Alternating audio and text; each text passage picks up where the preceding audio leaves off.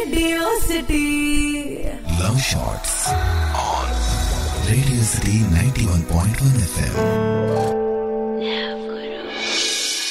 అది December 25 Christmas. బయట వాతావరణం ప్రశాంతంగా ఉంది. నాలో మాత్రం కల్లోలం చెలరేగుతోంది. ఎందుకంటే మొదటిసారి ఓ అమ్మాయిని కలవబోతున్నా. కాసేపయ్యాక తనొచ్చింది. నా బైక్ ఎక్కి కూర్చుంది. నేరుగా బిర్లా మందిర్ వెళ్ళాం. అక్కడే మాస్క్ తీశా. నన్ను చూడగానే తన ముఖంలో రంగులు మారాయి. ఇది ఊహించిందే. ఎందుకంటే నేను ఏమంత బాగోను. అయినా తప్పదుగా మెల్లగా గొంతు పెగిల్చా. నాకది పెండ్లి చూపుల సందర్భం. ఫోటోలో కన్నా తను బయటే బాగుంది. ముఖ్యంగా ఆల్చిప్పల్లాంటి కళ్ళు, తీరైన ముక్కు నన్ను ఆకట్టుకున్నాయి. నేను తనకి నచ్చుతానో లేదో తెలియదు. అయినా లోపల ఏదో ఆశ. నా మాట తీరు నచ్చిందో తన మంచితనమో మొత్తానికి తను కాసేపటికే నోరు విప్పింది. మనసులో స్వచ్ఛత, కల్మషం లేని మాటలతో బాగా పరిచయం ఉన్న వ్యక్తిలా ఇష్టాయిష్టాలు, అభిరుచులు, సరదా సంఘటనలు అన్నీ పంచుకుంది. 3 గంటలు ఇట్టే గడిచిపోయాయి. నాకు ట్రైన్ సమయం దగ్గర పడుతోందనే విషయం గుర్తొచ్చి గాబరాగా కిందికొచ్చా.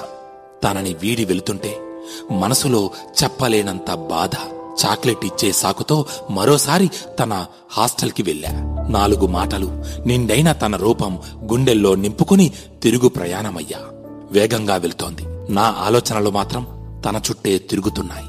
వాటికి భంగం కలిగిస్తూ ఫోన్ కాల్తో నా మనసు మీటింది. నాకు నిద్ర పట్టేంత వరకు, నా మొబైల్కి సిగ్నల్స్ అందనంత వరకు సరదాగా కబుర్లు చెప్పింది. ఆమె మాటలను బట్టి నేనంటే తనకు ఇష్టమేనని అర్థమయ్యింది.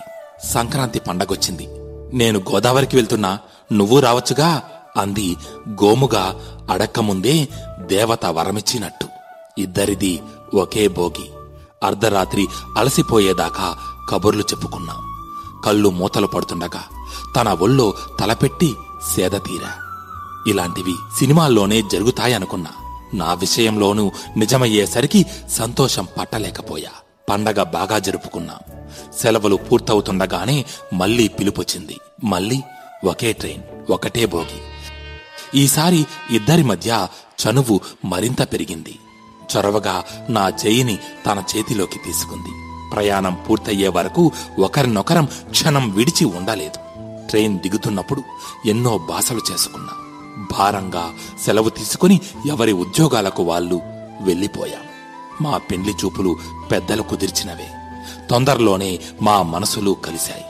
అంతా ఓకే అనుకుంటుండగానే దుస్సంప్రదాయాలు, మూఢనమ్మకాలు, నష్టజాతకురాలు అంటూ ఏవేవో అవాంతరాలు వచ్చిపడ్డాయి. దురదృష్టం నన్ను వెంటాడింది.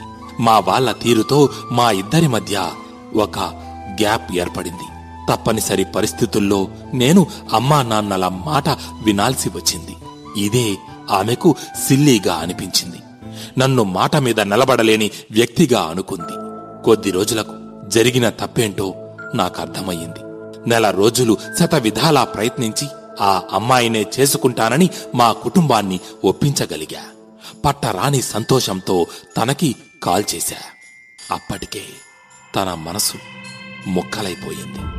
నిన్ను ఇష్టపడిన మాట వాస్తవం, కాని నాకు విలువలేని చోటికి రాలేను.